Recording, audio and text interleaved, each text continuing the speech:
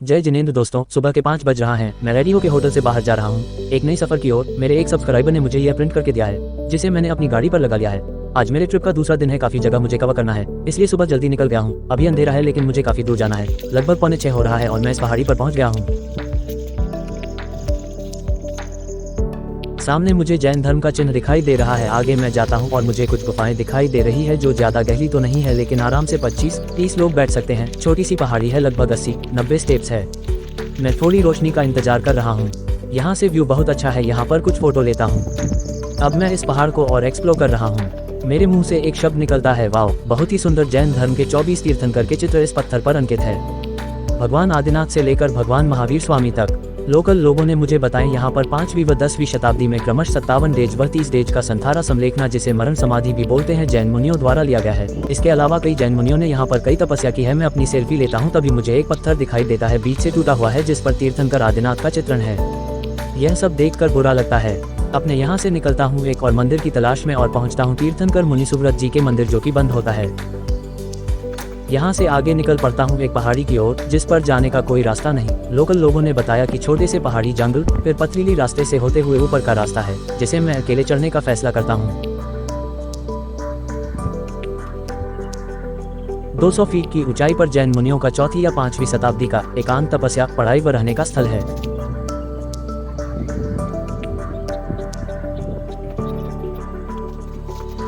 कहा जाता है समय समय पर कई जैन मुनियों ने एकांत में मोक्ष प्राप्ति के हेतु तपस्या की।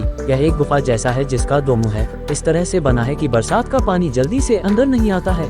यहाँ पर 3 पैर के चरणों के निशान है, जो शायद तीर्थंकर व आचार्यों के हैं। साथ में वहाँ स्वास्तिक और 1976 अंकित है। यही आश्रय में एक गोल दवा पीसने की जगह भी है।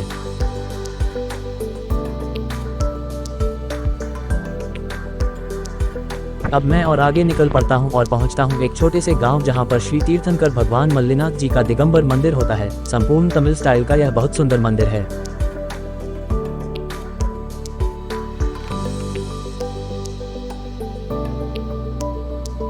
इसी प्रांगण में पास में ही अमन कोविल, गांव की देवी पार्श्व पद्मावती देवी जी का मंदिर होता है।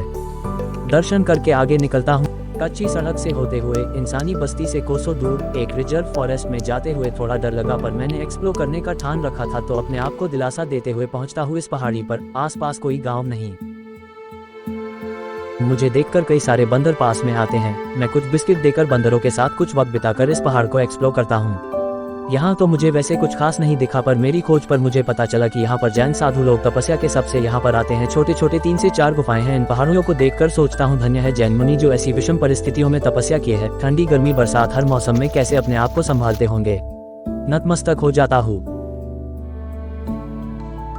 अभी लगभग 9 बज रहे हैं। मेरे पेट में चूहे कूद रहे हैं। नाश्ता करता हूँ और पावर ड्रिंक नारियल पीता हूँ। अब आगे जाता हूँ एक ऐसे गांव, जिसके जाने का रास्ता पूरा कच्चा होता है। सामने एक बड़ा पत्थर है, जिसके 2 टुकड़े हैं। सुंदर नजारा है। यह एक जंगल जैसा है। रास्ता खराब, चारों तरफ झाड़ियाँ, कोई साफ सफाई नहीं। कांटेदार झाड़ियों से होते हुए मैं पहुँचता हूँ जैन धर्म के एक यह स्मारक। 3 अलग अलग बड़ी चट्टानें हैं, जो एक के ऊपर एक बेड के पास। यहाँ पर जैन धर्म के चिन्ह होता है। आगे जाने पर मुझे इस पत्थर पर तमिल ब्राह्मी भाषा में 4 लाइन का शिलालेख दिखता है, जो 4वीं शताब्दी की है।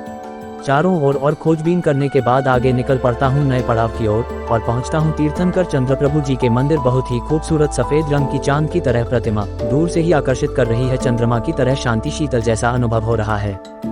काफी देर यहाँ पर बैठकर पुजारी जी से बातें करता हूँ, मन को सुकून मिलता है। और फिर निकल पड़ता हूँ अगले गंतव्य की तरफ। सुंदर गाँव के रास्ते से होते हुए पहुँचता हूँ प्रथम तीर्थंकर आदिनाथ जी के मंदिर। कल यहाँ पर कुछ विशेष पूजा हुई। पुजारी व अन्य लोग आज साफ सफाई कर रहे हैं। यह दिगंबर जैन मंदिर है, जो पूरी तरह से तमिल स्टाइल का है। यहाँ पार्श्व पद्मावती जी व अन्य कई जैन भगवान की प्रतिमाएं होती है। दर्शन करके निकल पड़ता हूँ एक पहाड़ की ओर। रास्ता 4-5 खेतों से होते हुए निकलता है। खूबसूरत पहाड़ की आकृति और खूबसूरत अद्भुत तीर्थंकर भगवान पार्श्वनाथ जी का चित्रण लगभग 4 फीट ऊंचा 2 फीट चौड़ा है। यह 1950 वर्ष पुराना है। कहा जाता है यहाँ पर 7वीं-8वीं शताब्दी में जैन स्कूल हुआ करता था। अब मैं एक विशेष जगह जा रहा हूँ, चलो चलते हैं। यह मंदिर आदिनाथ भगवान जी का मंदिर है, जो पूरी तरह से खंडहर बन चुका है। आसपास के कोई भी लोग इस मंदिर के बारे में बात नहीं करना चाहते हैं। इससे मुझे ज्यादा जानकारी नहीं मिल पाई। इंटरनेट पर भी काफी खोजबीन की, पर मुझे इस मंदिर के बारे में कुछ पता नहीं चला। काफी बड़ा मंदिर है, काफी पुराना मंदिर है, पर देख रेख न होने से हालत बहुत ज्यादा खराब है। तीर्थंकर भगवान की मूर्ति बाहर है, शायद कभी कभार कोई पूजा करने कोई आता होगा। यहाँ पर दीवारों में तमिल भाषा में काफी शिलालेख है। मंदिर की हालत देखकर बहुत बुरा लगा। दुखी मन से आगे निकल पड़ता हूँ। अब पहुँचता हूँ भगवान महावीर स्वामी जी का दिगंबर जैन मंदिर, एक छोटे से बस्ती में जहाँ 4-5 परिवार जैन धर्म को मानने वाले के हैं। यहाँ के पुजारी जी ने आरती करवाए और खाना खाने अपने घर बुलाया, जिसे हाथ जोड़कर मना करते हुए आगे के सफर के लिए निकल पड़ता हूँ। मंदिर के पुजारी वहाँ पर नहीं थे। पास में एक जैन परिवार ने मुझे अपने घर बुलाकर अतिथि सेवा की। वहाँ से जाता हूँ जैन मंदिर की तरफ। यह है भगवान महावीर स्वामी जी का मंदिर है, देखने में घर जैसा और घर जैसा ही शांति सुकून। दोपहर के 2 बजे रहे हैं। लंच करते हुए निकल पड़ता हूँ एक नई सिटी की ओर और पहुँचता हूँ जैन धर्म के 14वें तीर्थंकर अनंतनाथ भगवान जी के मंदिर। यहाँ कई जैन देवी देवताओं की प्रतिमाएं हैं।